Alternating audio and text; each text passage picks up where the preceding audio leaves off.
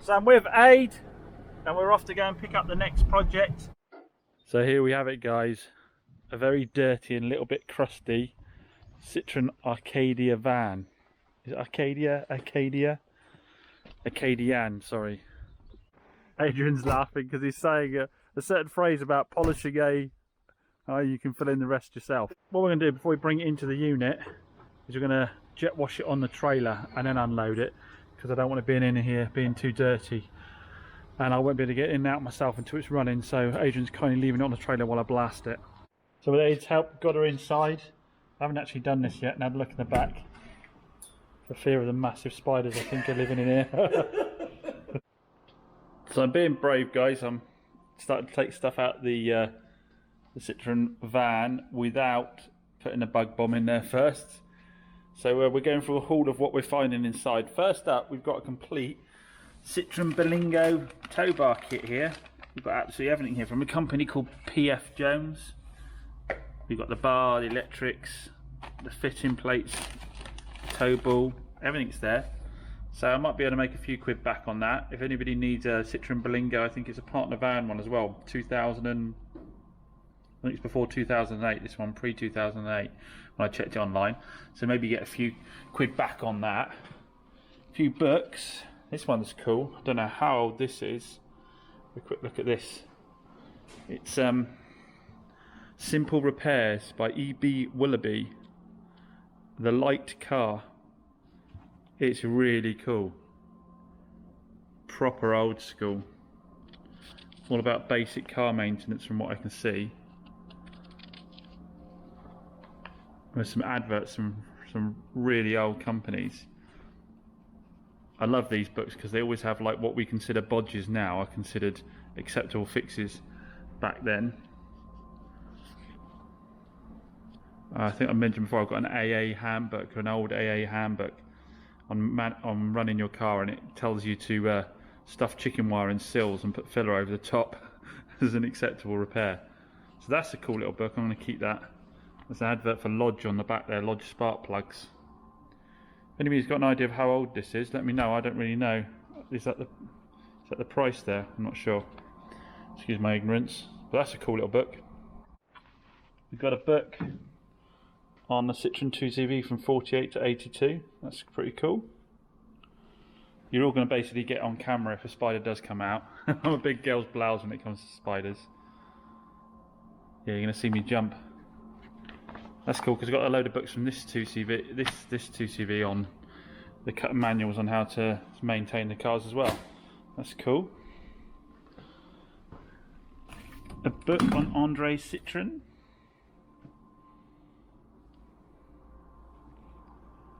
It's pretty cool. Right, the rest of it looks like just more generic random stuff. So what's in here?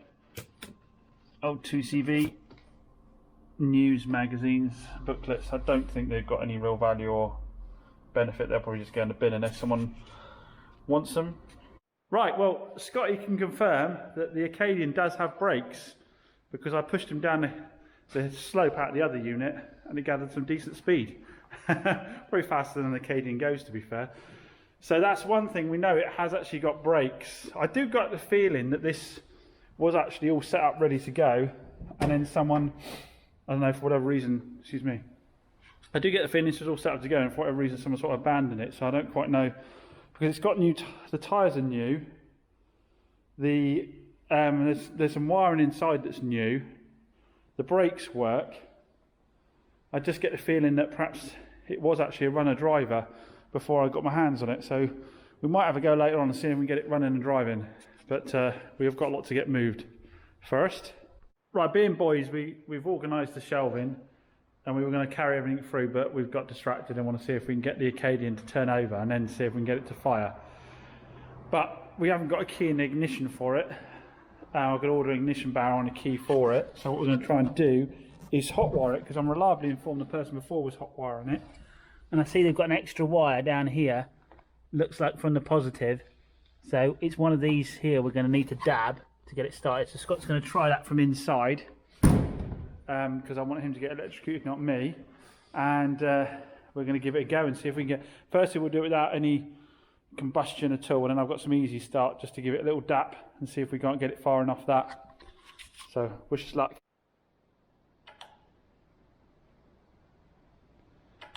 Don't think we've checked if it's out of gear, have we? Oh, it was because we were pushing it. Yeah, out of gear. No worries. Yeah, I think so. We pushed it. We wouldn't have been able to push it easy if it was in gear, would we? At least it's got plenty of room to run forward if you do. So you're dabbing that green wire into various holes, are you? Yes.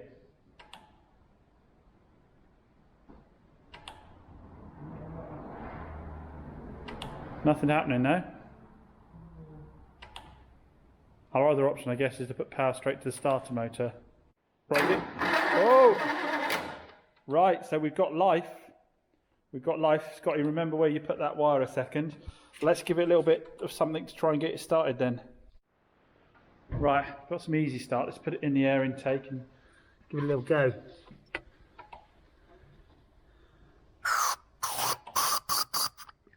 Give that a go a sec.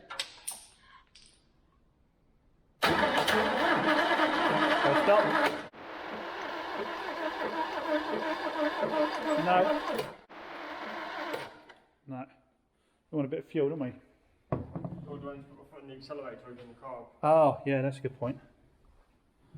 I'm just going to press the accelerator so you can move it a lot.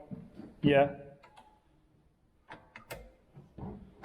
Yeah, the throttle's moving, yeah. Yeah.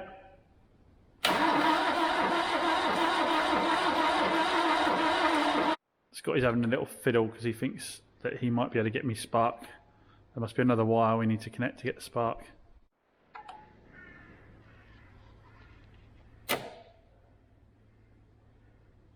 Nothing, no. Got no power now. I've got sparks in here. Sparks? As in, like, when I touch the wiring. Hold on. Try it again then. Yeah, I've got no spark at all. Yeah, I've got spark now. Okay. I've got spark now. Right, we're going to give it another go again. I think the fuel we put in was probably enough.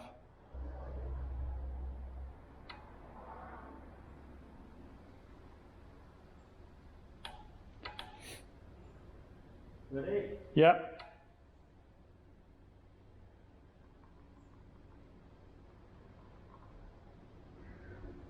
Anticipation.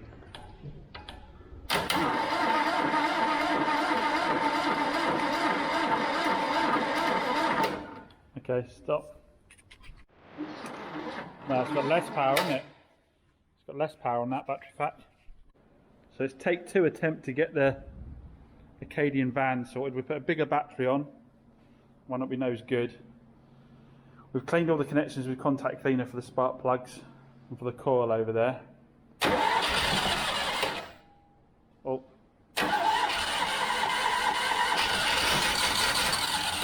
Right, stop there, Scott. Let's put a bit more fuel in. Give it another go. I think it wanted to start then.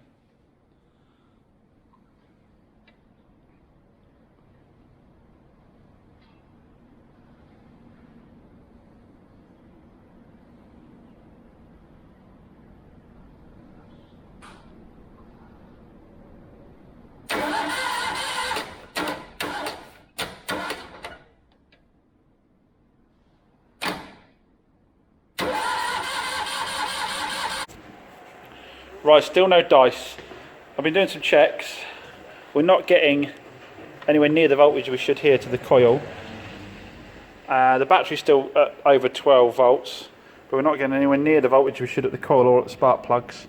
So I think the initial issue is we've got something perhaps with Scott's hot wired ignition coil or with the wire in between the two. We need to do some continuity checks now and see if we can trace any broken wires. What we've done is taken the barrel out of the 2CV for a minute to double check that there isn't something within the ignition coil, sorry, the ignition barrel setup that we're missing when we just hot wire it. So we're going to give it another go with that.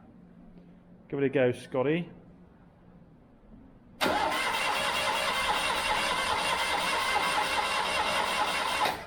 No dice. Right, put the jump pack on as well this time to make sure that we've got as much grunt as we can.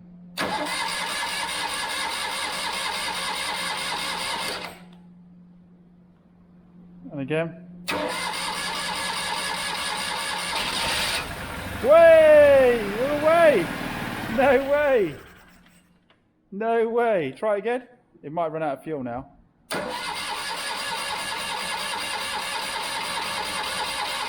I think we're probably out of fuel now. 2 secs.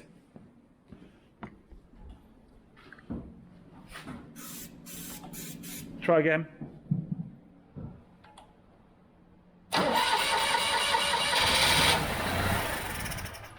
Hey, yes, we're alive. So we just need some fuel source to it now. Might be able to go for a drive. Get in, nice one, Scotty. Out and look at it, it's disgusting. I wonder that's pulling no fuel. That one, beautiful and clean. So we'll bang it on and then we'll see if we can go for a drive. So you know what I'm on about. The fuel pump lives down here on the front of the engine. It's driven off the crank, I believe. So it's a mechanical fuel pump. And obviously when it gets guns up like that, it's not going to work now. Obviously this is quite a lot of fun trying to get it in there and to then get it done up. So we're going to have a little game probably off camera now, getting that done. So I've got the new fuel pump in, thanks to a bit of help from Scotty. Just checking that there's no obstructions in the air filter housing, like any mouse decided to make a home for itself. The foam doesn't look particularly clean, but it'll do for the purposes of running it. So now we're going to connect the fuel tank up with some inline fuel filters and just see what we see. I don't think it's going to be too bad. I've got a feeling this was run not so long ago, so I don't think it's too bad. But we'll see. We'll check what's coming out the fuel tank when we fill it up and take it from there. Right, start up and check for some fuel leaks.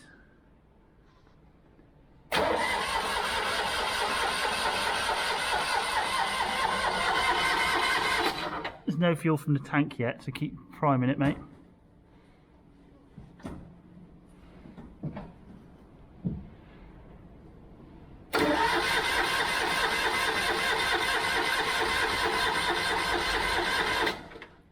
We haven't filled up the float bowl yet on the fuel filter on the fuel yet, so maybe we need to get it running a little bit first. 2 seconds. Right, we've got fuel peeing out because the fuel filter's broken, so we need to change that out. So we definitely got fuel. We'll change the fuel filter out for a new one because that one had a crack in it. We're going to roll the car forward now off of the area that the fuel's got onto the floor because we don't want to risk any sparks down there. It's completely stripped the paint off the floor. I'm not sure this floor paint's any good at all, you know. Touch it with anything and it comes up straight away. It's completely stripped the paint there. I think the sealant that went down before the floor paint went down has caused a surface which the paint hasn't taken to, hasn't keyed to. So I think that might be a problem. Look at that, it's idling on its own. That is so cool. Well done, Scotty. We had to deal with those fuel leaks. It's just the old pipe perishing and breaking up a bit. When I got it off, it looked absolutely fine, but when I got it off and started squeezing it up, don't know if you can see, there we go, this end. Just tiny little cracks that were causing it to pee fuel out. Now obviously the fuel in it's old, we know it's old, we've had a look at it, we did mix it with some fresh stuff. But I mean, to be honest, these engines, they'll run on pretty much anything, won't they? So it won't be running as sweet as it will do with utterly fresh fuel, but we just wanted, before we put entirely fresh fuel in, we wanted to make sure we could get it running. We did put some fuel cleaner in with it as well, just to be sure that we were sort of getting the octane level up as high as possible. So mix fresh fuel in with a bit of fuel cleaner. Sorry, I'm repeating myself here because I'm just excited that it's running. But you can hear it's gradually starting to idle itself up a bit. The next thing's got to be a drive, isn't it? Right, I'm going to hand the camera over to Scotty. I'm going to hop in. I did say I wouldn't drive it until I'd cleaned it fully out of all the spider's webs, but look, I'll just put the air connector back on again and then we'll go out. Right, excuse the core camera work, but I'm in the cabin now and Scott's got the camera. I've got to remind myself how these gears work on these. But let's just give it a go. Where's the handbrakes? That's there, that's off. Oh! We're moving forwards.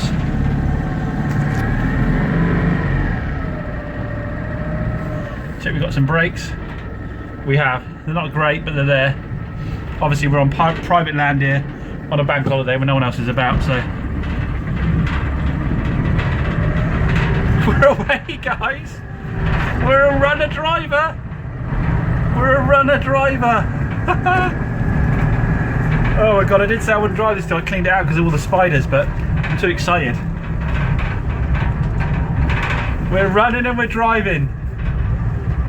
Right. We're going to have to try and go through the gears in a second. Oh, it's not hit Scotty's car. Whoa. Right, we're going to have to go through the gears a second. I'm going to have to put the camera down.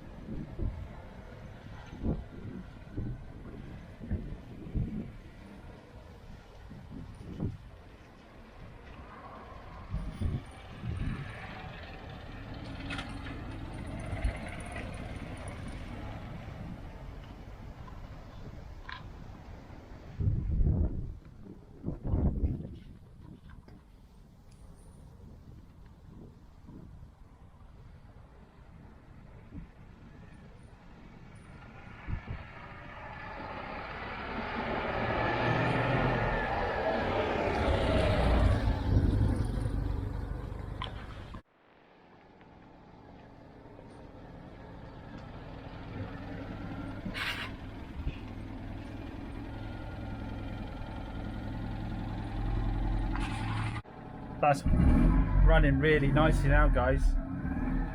That's the choke, yeah? Should we see if it'll run without choke?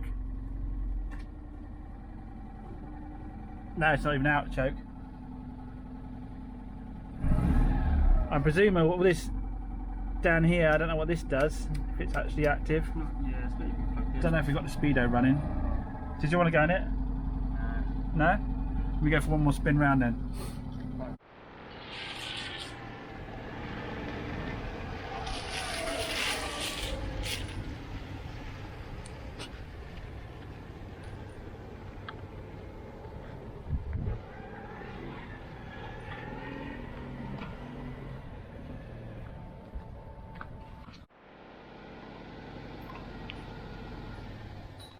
Well, that's the result and a half, isn't it? Get her running and driving like that. Clutch is fine, goes through the gears fine. Brakes are pretty awful, but it does stop. But we now know it's worth spending a bit more time on it. So, all the doors flew open as I was driving around by the looks of it. So massive thanks to Scotty for his help. Hope you guys enjoyed that. I thought it'd be worth putting one video all together just on one car like that. I've watched lots of these videos where people pull cars out of nowhere and get them running and driving. It was great fun doing it ourselves for once. Bit of a break from the norm. So the plans for this now, like I say, is get it down and get a proper mechanic to go over it and get it all roadworthy and safe. Then clean the paint, and then we're going to clear lacquer, all the patina, lock that in, and I'll just have a load of fun with it. So again, yeah, thanks for watching, guys. If you enjoyed this, hit that subscribe button, and please give it a thumbs up, hit that like button underneath, helps with the algorithm. And catch you again soon.